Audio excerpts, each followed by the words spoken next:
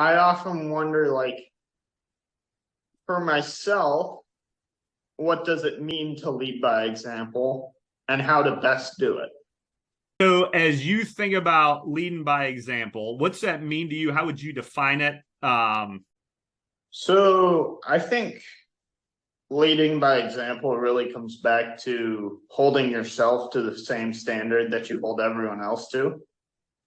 And I think that that's probably the biggest part of it, getting on people for screwing up when you screw up the same amount.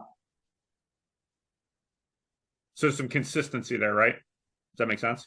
And it can almost become an excuse not to lead in other ways, which can ultimately become a matter of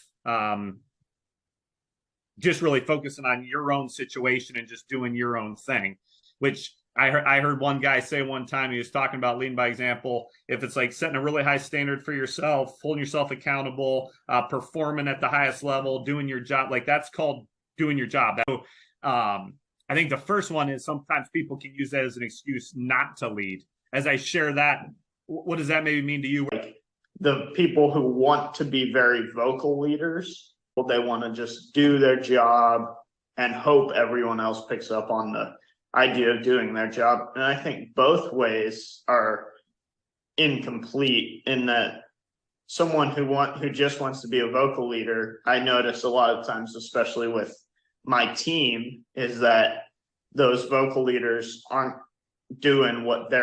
practicing what they're preaching. They've earned the right to speak, but maybe they're not speaking. I love what you said in terms of those two spectrums, and they're both incomplete. Because the second trap I see with people that talk about the whole lead by example is there's a gap between what they say is the standard and maybe what we're actually living out, right? There's a gap there. Yeah, for sure.